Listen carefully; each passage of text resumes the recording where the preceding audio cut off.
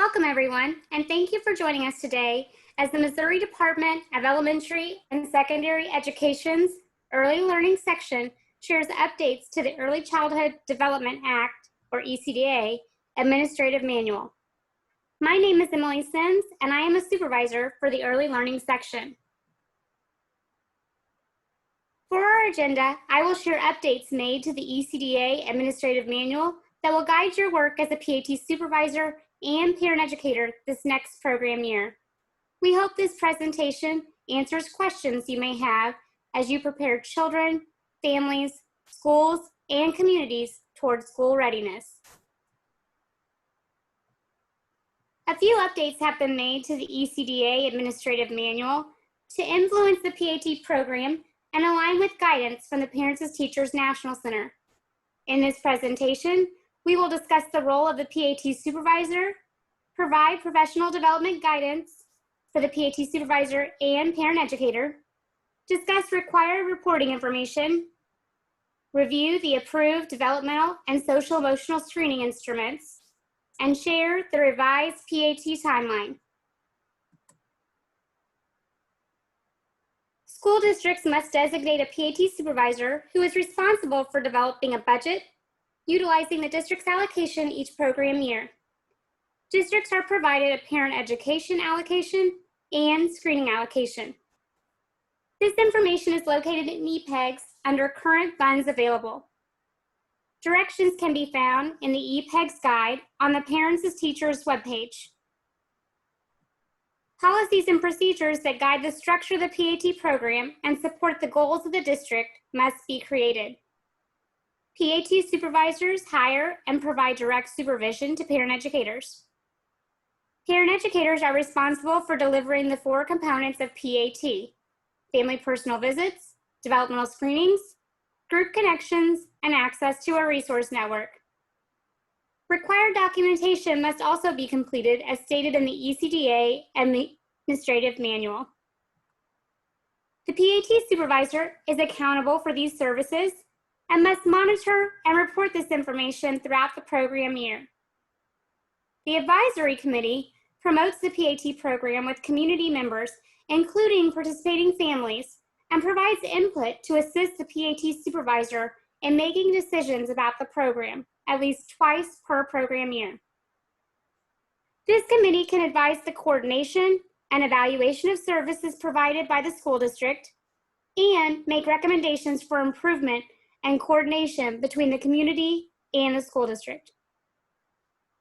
District leadership and the school board must be consulted to plan for program growth based on the impact the program has on families, the school, and the community each year. The PAT supervisor must participate in training outlined by DESE Early Learning. Professional development for the supervisor must include knowledge in the areas of program planning and structure, budget, policies and procedures, supervision and evaluation of staff, and data monitoring and reporting. PAT supervisors who have not had training are encouraged to contact their early learning supervisor to create a plan for professional development. Annual professional development information has been updated.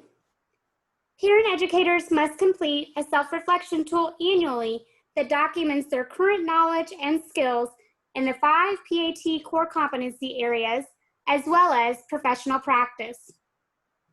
The 5 PAT core competencies include family support and parenting education, child and family development, human diversity within family systems, health, safety, and nutrition, and relationships between families and communities. This reflection tool must be used to develop a professional growth plan to support the knowledge and skills of the parent educator. The Parents as Teachers National Center offers a sample core competencies self-assessment tool. This self-assessment is a reflection of the knowledge, skills, and work of the parent educator. Parent educators use a scale to identify their strengths and areas of growth in the sample above. Districts may choose to create their own self-reflection tool or use the sample offered by the PATNC. A self-reflection tool must be used to complete and document an annual professional growth plan with the PAT supervisor. A professional growth plan must be completed annually with the parent educator and PAT supervisor. The professional growth plan should include professional development goals and identify training opportunities that support the parent educator's work with families and children as identified in the self-reflection tool. The supervisor and parent educator should evaluate the professional growth plan at the end of the program year and use it to set goals for the following program year.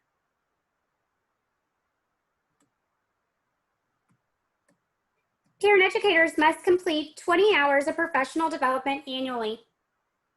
Professional development should occur from October 1st through September 30th in coordination with renewing curriculum subscription with the Parents as Teachers National Center. Professional development must support the areas of need identified in a parent educator's professional growth plan. First-year parent educators must complete foundational curriculum and model implementation training, in addition to a specified 20 hours listed in the ECDA Administrative Manual. Training for all other parent educators must include opportunities that support the use of the curriculum and strengthen knowledge in the 5 PAT core competency areas, as well as professional practice. Professional development must come from a variety of sources that include state and local training opportunities, professional development during staff meetings, participation in national webinars, and online courses. Recommended sources include DESE Learning Communities, the Parents as Teachers National Center, and the Institute for the Advancement of Family Support Professionals.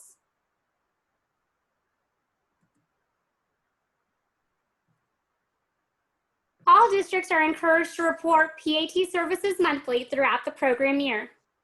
This allows the district to track services provided, set goals for the program year, and move toward meeting DESE allocation.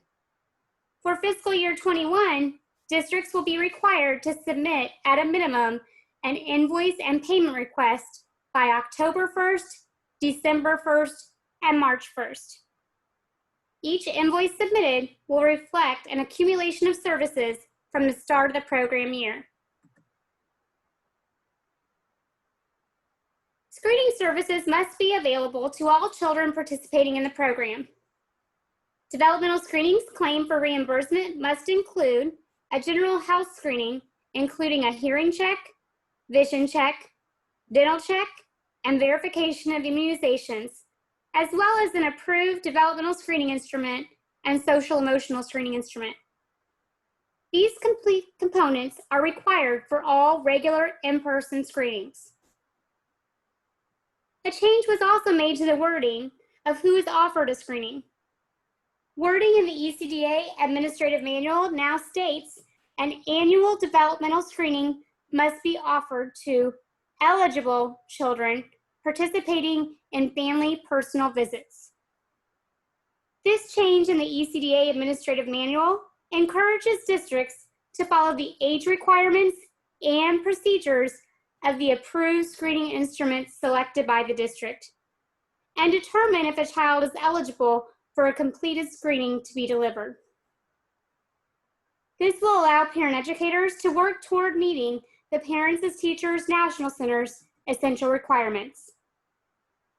Developmental screenings must be provided by a trained professional and include a written summary of the screening results shared with parents through a personal conference. Districts must use an approved developmental and approved social emotional screening instrument for all complete screenings submitted for reimbursement.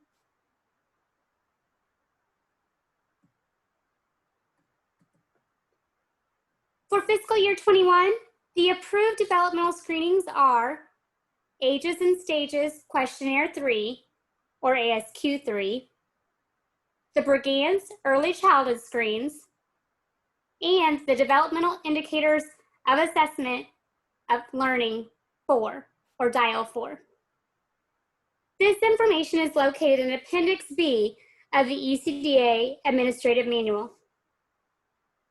The ASQ3 can be paired with the Ages and Stages questionnaire, Social Emotional Second Edition, or ASQ SE2, or the DeVroe Early Childhood Assessment, or DECA, Infant and Toddler or Preschool Version, Social Emotional Screening Instruments. The Brigance Early Childhood Screens includes a social emotional component, and an additional screening instrument is not required. The Dial 4 can be paired with a Dial 4 Parent Questionnaire or the ASQ SE2. Districts want to verify they are using the most updated developmental and social emotional screening instruments when screening children.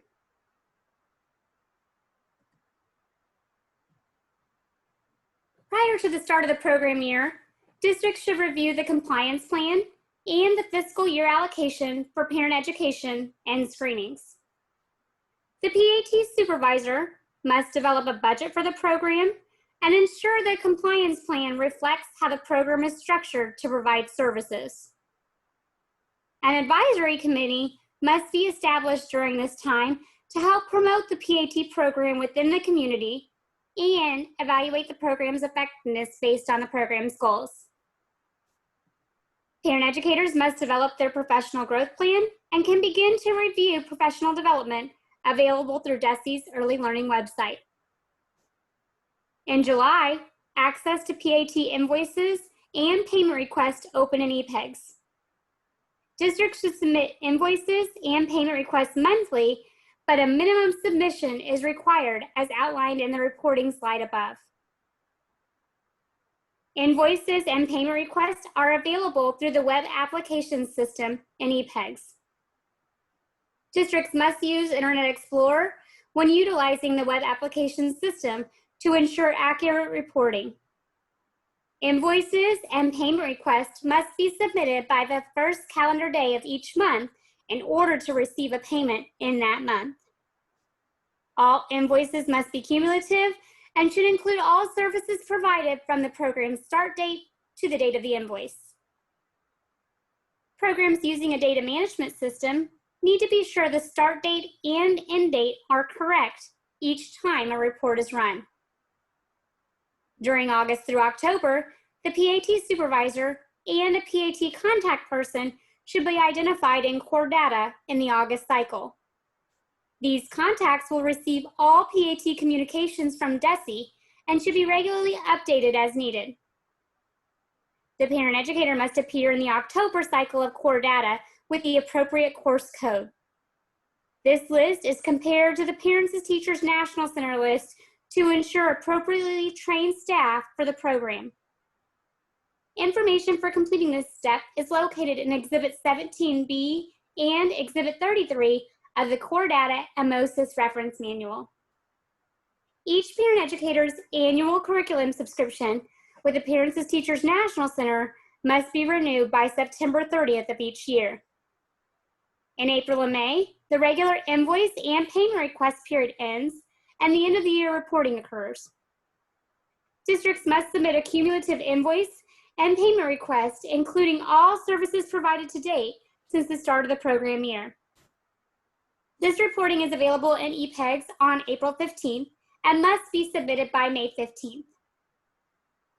The district's compliance plan, which includes PAT goals for the new year, must also be submitted by May 15th. The PAT supervisor will present data to the school board annually, providing detailed information regarding the services provided, program goals, and how the program is impacting the district's overall goals for school readiness. The PAT final report will be available in June and includes detailed information regarding PAT payments for closing the fiscal year. This information is available in the PAT timeline in Appendix D of the ECDA Administrative Manual.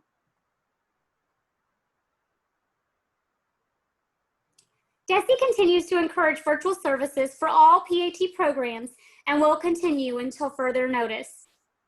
Virtual services through interactive video conferencing or telecommunication is the preferred method for delivering PAT services in Missouri. Virtual screenings may be provided during this time using a screening tool that is appropriate for delivery in a virtual platform. The Parents as Teachers National Center has contacted the developer of the ASQ, and guidance is available in Oliver. The functional hearing, vision, and dental screening will be waived for all virtual screenings provided.